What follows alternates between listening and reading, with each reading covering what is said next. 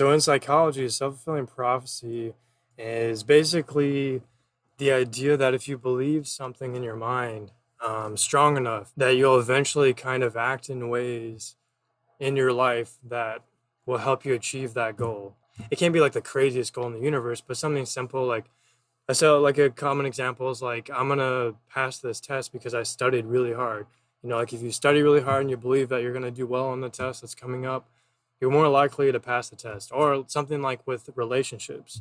If you believe that if you have a depressed state of mind and you have a depressed view of yourself, of the world, and of the future, like the Beck cognitive triad of depression, then you're gonna manifest that depression outwardly towards other people, and other people are gonna pick up on it around you. So when you're walking around like down the hallway in school, or when you're interacting socially with other people and friends, family, whatever, they're going to pick up on that, depression that you're kind of projecting outward because it's all in your mind. You believe that you're depressed. You believe that these negative things about yourself, the world, and the future. And so you don't have any hope. And so you're going to act like you don't have any hope. And then people are going to treat you. It's kind of weird how it happens, but people start treating you as if you're less, maybe not of less value is the way to say it, but they treat you in different ways because you're acting in a specific way. Compared to if you're acting optimistic, people might treat you more favorably. But if you're acting negative and pessimistic, people are likely to kind of reinforce that. It'll kind of confirm your belief, your self-fulfilling prophecy belief that the world is hopeless, that no one likes me because you're projecting that. People are responding in a negative way because you're responding to them in a negative way. And so it just reinforces that belief and it just gets more and more reinforced. And so I think of self-fulfilling prophecy basically as like a cycle. We see something happen once, we see it happen twice.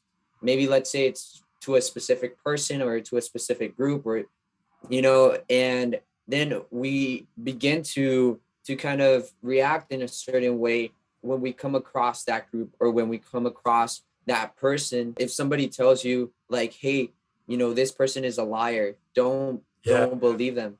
And then when you go talk to them and they tell you like, yeah, I just won the my spelling bee, you're like, well, did this person really pass the spelling bee? Or you start maybe questioning doubt it in your mind. You start seeing doubt everywhere. Yeah, once it's in your brain, you start seeing it everywhere, and then you start thinking things. I think belief is so powerful.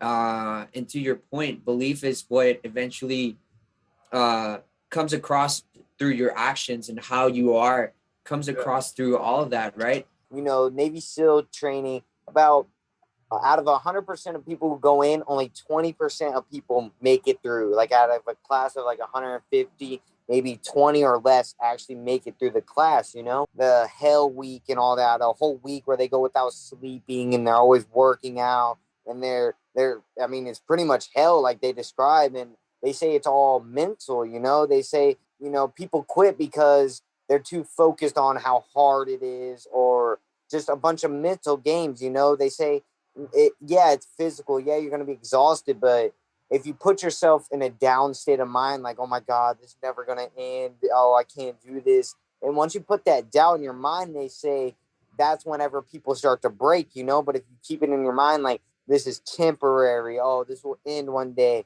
I won't ever have to go through this again. This will all end shortly. Like the whole self-fulfilling thing is, if you believe, you can achieve, I'm pretty sure y'all probably heard that before. To some degree, if you have a belief that you can become rich and you work hard, like if you don't act on it, then yes, you're probably never gonna, it might not happen. But if you really act on it and you take the steps necessary because you believe it's gonna happen, I feel like maybe it is possible. I don't know. I mean, same with like if you want to get married, meet a girl, have a girlfriend or whatever. If you don't believe it, you believe it's never gonna happen, and then you're gonna act in ways to where you kind of for it not to happen. You're gonna display emotion. You display negative emotion. You push women away. You look past opportunities that are right in front of your eyes with women, and then you miss out, and you wonder like, why am I still single? But it's like because your belief didn't match what you want. You have to have a strong belief. Let's say I dream every day that I'm gonna become a basketball player, but like, let's say for example, the average basketball player tends to be 6'5", and I'm 6 foot or 5 feet, for example. I can dream all day. I can try to believe all day, but maybe I'm just gonna be a great jump shooter, That's a good at point. a lower league Well, basketball that team, or but I'm like not gonna make if it. you could dream it, but like if you're not actually going out and doing work, because there's been short people in the NBA, but Yeah, I think what you're trying to say is like, you can dream all you want, but you have to put an effort towards And what your you dream know, I is, also, right? yeah, but I yeah. also think It's like it both taps both into something. together too. Yeah, Yeah, because like if your actions are not matching what you're saying, then it's almost like, wishing like you had candy, or but then there nobody sells candy in your in your I get what you're saying. Like area or something. Like it's there's like you certain got to go to North America, or you got to travel yeah. somewhere. Yeah, there's like physical limitations that can stop us definitively from ever achieving certain goals, right? So Learning goals. there are certain things. I'm trying to think of one, like if you're blind, I mean, if you believe you're going to see it, that doesn't necessarily mean you're going to eventually see, right? Like very severe physical limitations, I think you can't manifest those. I think there are limitations on that, is what you're But Yeah, like saying. physical and there's also like limitations, yeah. certain talents, right? Like I guess, it's also realizing that, we're born with certain skills and talents. And let's say, one person is just like, they're super gifted in, business, right? They're like, ever since they were little, they would put up lemonade stands everywhere they went. Like they were just keen business people, like drawn, like you just see the natural talent.